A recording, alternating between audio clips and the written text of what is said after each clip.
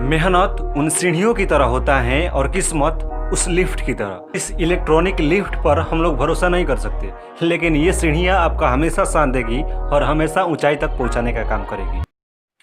तो चलिए दोस्तों स्टार्ट करते हैं। फर्स्ट क्वेश्चन हमारा है, वर्गीकी के पिता कौन है? वर्गीकी जिसको बोलते हैं इंग्लिश में टेक्सोनोमी और सिस्टोमैटिक्स भी बोलते हैं इसको, सिस्टोमैटिक्स। और इसके जनक यानी पिता कौन है? तो कार्ल लिनियस है। कार्ल लिनियस है इसके पिता। टेक्सोनोमी, सिस्टोमैटिक्स और वर्गीकी तीनों एक ही शब्द है। इसके पिता है कार्ल लिनियस। वर्गीकी का पिता अरस्तु को भी बोला जाता है, लेकिन आधुनिक वर्गीकी का पिता कार्ल लिनियस को बोला जाता है। ठीक है। 1813 में कैंडाल, छंडाल नहीं, कैंडाल नाम के एक साइंटिस्ट थे। कैंडाल नाम के एक साइंटिस्ट थे 1813 में, 1813 में दिए थे ये सिस्टोमैटिक्स यानी टेक्सोनोमी, वर्गीकी का नाम सबसे पहला दिया था किसने? कैंडाल नाम के वैज्ञानिक 1813 में। और सिस्टेमा सेंचुरी जो थी, सिस्टेमा सेंचुरी, यह कार्लिनियस ने बुक लिखी थी, सिस्टेमा सेंचुरी, और बहुत ही प्रसिद्ध बुक थी। यह लिखी कब थी? तो 1735 में लिखी गई थी सिस्टेमा सेंचुरी। किसके द्वारा? कार्ल लिनियस के द्वारा। और उसे बोला जाता है टेक्सोनोमी के पिता। ठीक है ना। टेक्सोनोमी, सिस्टोमैटिक्स और वर्गीकी तीनों एक ही शब्द है, और इस शब्द का प्रयोग किया था कैंडाल ने 1813 में। सिस्टेमा एक बुक है और 1735 में लिखा था कार्लिनियस ने। ठीक है। और कार्लिनियस थे स्वीडन के एक वैज्ञानिक। ठीक है। अब सेकंड नंबर देख लेते हैं क्वेश्चन कि वायुमंडल में सबसे ज्यादा अक्रिय गैस कौन होता है? तो वह होता है आर्गन, जिसको सूचित करते हैं AR से। अक्रिय गैस कितने होते हैं? तो अक्रिय गैस जो होते हैं 6 होते हैं। फर्स्ट हमारा होता है हीलियम, उसके बाद होता है नियोन, उसके बाद आर्गन, क्रिप्टॉन, जेनॉन और रेडॉन। हीलियम का परमाणु संख्या 2, नियोन का परमाणु संख्या 10, आर्गन का परमाणु संख्या 18, क्रिप्टॉन का परमाणु संख्या 36, जेनॉन का परमाणु संख्या 54 और रेडॉन का परमाणु संख्या होता है 86। और आर्गन सबसे ज्यादा वायुमंडल में पाया जाने वाला अक्रिय गैस है। यह लगभग 1% जो होता है वायुमंडल में पाया जाता है। सबसे ज्यादा वायुमंडल में कौन सी गैस होती है? तो आप लोग जानते ही होंगे, नाइट्रोजन। कितना परसेंट? 78% लगभग। और उसके बाद कौन सा आता है? उसके बाद आता है ऑक्सीजन। कितना परसेंट? 21%। और इसके बाद तीसरा आता है हमारा आर्गन। सबसे ज्यादा अक्रिय गैस पाया जाने वाला आर्गन होता है वायुमंडल में। वायुमंडल क्या होता है? आप लोग तो जानते हैं, पृथ्वी के चारों तरफ से जो वायु घिरा हुआ है वह होता है वायुमंडल। और 1% जो होता है आर्गन इसमें पाया जाता है।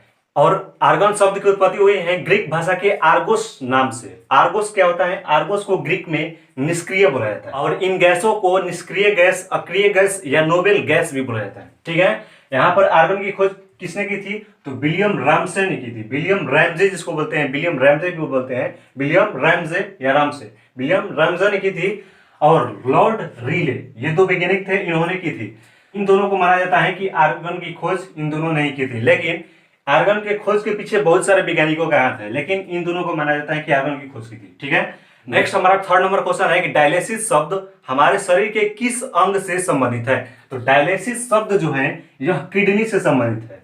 जब हमें किडनी की कोई बीमारी होती है तब वहां पर डायलिसिस मशीन, जिसको बोलते हैं अपोहन, हिंदी में अपोहन बोलते हैं, डायलिसिस को हिंदी में रक्त अपोहन बोला जाता है, उसका प्रयोग किया जाता है। अब ये किडनी क्या करती है? देखिए, किडनी जो होती है ब्लड को प्यूरिफाई यानी साफ करने का काम करता है। हृदय जो होता है रक्त में ऑक्सीजन फेंक कर पूरे बॉडी में संचार करने का काम करता है, लेकिन किडनी जो होती है यह क्या करती है? ब्लड को प्यूरिफाई करती है। ब्लड में क्या क्या होते हैं? बहुत सारे नाइट्रोजन वाले तत्व होते हैं और बहुत सारे अपशिष्ट पदार्थ होते हैं। उन ब्लडों में अपशिष्ट पदार्थों को निकालने का काम कौन करता है? ब्लड में से अपशिष्ट पदार्थ को निकालने का काम कौन करता है? ये किडनी। ये किडनी जो होती है अपशिष्ट पदार्थ को निकाल देती है, यानी ब्लड को प्यूरिफाई कर देती है। ये नाइट्रोजन वाले तत्व जो होते हैं हमारे शरीर में हानिकारक होते हैं। ठीक है। और किडनी बनी होती है नेफ्रॉन से। नेफ्रॉन से छोटी छोटी इकाई होती है। किडनी की क्रियात्मक इकाई ही बोला जाता है नेफ्रॉन को। जैसे हमारे शरीर की सबसे छोटी इकाई कौन सी है? सेल यानी कोशिका, और कोशिका से मिलकर ऊतक बना होता है, ऊतक से मिलकर अंग बना होता है, और अंग से मिलकर एक अंग तंत्र बना होता है। और उसी तरह किडनी भी बनी होती है बहुत सारी छोटी छोटी, ये नेफ्रॉन के कण से, नेफ्रॉन के कण से छोटी छोटी बनी होती है ये किडनी। और इसीलिए किडनी के अध्ययन को नेफ्रोलॉजी भी बोला जाता है। इसलिए किडनी के अध्ययन को नेफ्रोलॉजी भी बोला जाता है। और ये किडनी खराब कैसे होती है? तो ज्यादातर लोगों को बीपी अप डाउन रहता है, ब्लड शुगर रहता है ज्यादा दिनों से, और दवा को रिएक्शन करने से भी ये किडनी जो होता है खराब होता है। क्योंकि हम लोग कुछ भी हानिकारक पदार्थ लेते हैं वह कहाँ पर आता है, किडनी में। क्योंकि जो हम हानिकारक पदार्थ लेते हैं वह ब्लड में मिक्सअप होके आता है किडनी में, और किडनी क्या होती है, ब्लड को प्यूरिफाई करने का काम करती है, और उसी में से जो टॉक्सिक एलिमेंट होता है वह किडनी ले लेती है, और जो सबसे ज्यादा खतरनाक होगा वह किडनी को ही खत्म कर देगा। जो किडनी खराब होती है तो एक डायलिसिस मशीन का भी इस्तेमाल करते हैं। डायलिसिस मशीन, जिसको रक्त अपोहन बोलते हैं हिंदी में, रक्त अपोहन। ये डायलिसिस मशीन जब लगाया जाता है हमारी बॉडी में तब बोला जाता है रीनल रिप्लेसमेंट थेरेपी। और ये डायलिसिस जो होती है दो तरह की होती है, एक होता है हेमोडायलिसिस और एक होता है पेरिटोनियल डायलिसिस। एक हेमोडायलिसिस और एक पेरिटोनियल डायलिसिस। ये हेमोडायलिसिस जो होता है वह बाहर मशीन लगाकर कर दिया जाता है, लेकिन ये पेरिटोनियल डायलिसिस जो है वह अंदर ही, हमारे शरीर के अंदर ही किया जाता है, ब्लड को प्यूरिफाई करने का काम पेरिटोनियल डायलिसिस से। नेक्स्ट 4 नंबर क्वेश्चन है कि हमारे कान में कितनी हड्डियां होती हैं। तो हमारे कान में जो होती हैं 3 हड्डियां होती हैं। हमारे कान में 3 हड्डियां होती है। कान के पहले 3 भाग होते हैं, एक बाह्य भाग, एक मध्य और एक आंतरिक। और मध्य भाग में ये 3 हड्डियां होती हैं, कौन कौन सी, एक हैमर होती है, एक इनकस और एक स्टेपिज।